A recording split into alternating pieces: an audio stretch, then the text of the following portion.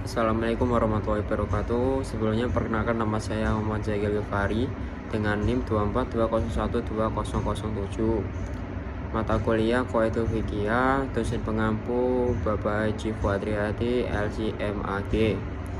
Di sini saya akan menjawab pertanyaan-pertanyaan dari tugas UTS Qawaidul Fiqhiyah. Pertama, ada definisi usul fikih. Secara bahasa, usul fikih berarti dasar atau pokok, sedangkan fikih sendiri berarti pemahaman yang mendalam. Secara istilah juga ada, usul fikih adalah ilmu yang membahas tentang kaidah-kaidah dan metode-metode untuk menggali hukum-hukum syariat Islam dari dalil-dalilnya yang terperinci seperti Al-Quran, As-Sunnah, ijma, dan qiyas. Dan soal yang kedua, definisi fikih. Secara bahasa, fikih berarti paham yang mendalam, dan secara istilah sendiri fikih berarti ilmu tentang hukum-hukum syariat Islam yang bersifat amaliyah atau praktis, yang diambil dari dalil-dalil terperinci seperti tadi Al-Quran, As-Sunnah, ijma, qiyas. Soal yang ketiga, definisi qawaid fikih. Secara bahasa, qawaid sendiri berbeda-beda ya. Ada qawaid artinya tersendiri, fikih tersendiri. Qawaid fikih berarti kaidah-kaidah umum, dan fikih sendiri berarti yang berkaitan dengan hukum fikih. Secara istilah, qawaidul fikih adalah kaidah-kaidah umum yang bersifat menyeluruh yang dapat digunakan untuk memahami dan menetapkan hukum-hukum fikih yang terhadap berbagai peristiwa atau masalah. Soal keempat, perbedaan antara usul fikih, dan qawaidul fikih. Perbedaan antara ketiganya, kalau dari segi sifat sendiri-sendiri itu ada perbedaannya. Dari segi sifat, usul fikih sendiri bersifat teoritis dan metodologis. Kalau fikih bersifat praktis dan terapan, dan kalau qawaid fikih itu bersifat umum dan ringkas. Kalau dari segi tujuan sendiri, usul fikih bertujuan untuk menentukan cara istinbat hukum. Kalau fikih sendiri bertujuan mengetahui hukum amaliyah, dan qawaid fikih bertujuan untuk memahami fikih secara umum ya, secara global. Soal ke-5. Yang pertama, al-umur bimaqasidiha. Segala sesuatu itu tergantung pada tujuannya. Definisi secara bahasa, al-umur berarti perkara, bimaqasidiha dengan tujuannya. Istilah, setiap amal perbuatan seseorang tergantung pada niat dan tujuannya. Jadi semuanya itu tergantung pada tujuan dan niat. Dasar hukumnya Al-Quran surat Al-Bayyinah ayat 5, yang artinya, dan mereka tidak diperintahkan kecuali untuk beribadah kepada Allah dan memurnikan ketaatan.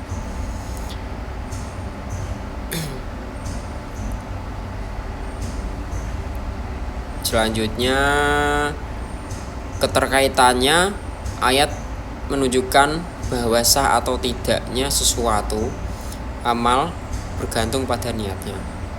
Contoh dalam HKI, hukum keluarga Islam, seperti seorang laki-laki yang menikah dengan niat untuk mempermainkan wanita, maka pernikahan itu tidak sah karena niatnya saja sudah rusak. Soal selanjutnya, al-yakinu la yazulu bisyak. Keyakinan tidak hilang karena keraguan. Definisi bahasa al-yakin, keyakinan, la yazulu bisyak, tidak hilang oleh keraguan. Istilah, hukum yang sudah diyakini tidak dapat dihapus oleh keraguan yang datang setelahnya. Dasar hukumnya hadis riwayat Muslim, jika salah seorang di antara di antara kalian ragu dalam sholatnya, apakah telah sholat 3 atau 4 rakaat, hendaklah ia mengambil yang diyakini saja. Keterkaitannya, hadis ini menegaskan bahwa hukumnya sudah pasti tidak gugur karena keraguan. Contohnya, seorang yang ragu apakah telah mentalak istrinya 3 kali atau belum, mereka statusnya tetap sah karena keyakinan, asalnya adalah masih suami istri. Oke, soal selanjutnya al-masyaqqah tajibu at-tasir, kesulitan mendatangkan kemudahan. Definisi dari al-masyaqqah sendiri itu kesulitan, tajlibu at-tasir itu mendatangkan kemudahan. Bila ada kesulitan dalam melaksanakan hukum syariat, maka syariat memberikan keringanan seperti rukhsah. Dasar hukum Al-Quran surat Al-Baqarah ayat 286, Allah tidak membebani seorang melainkan sesuai kesanggupannya. Allah menghendaki kemudahan bagimu dan tidak menghendaki kesukaran bagimu. Al-Baqarah ayat 185. Keterkaitan ayat ini menjadi dasar bahwa syariat Islam selalu memberikan keringanan ketika ada kesulitan.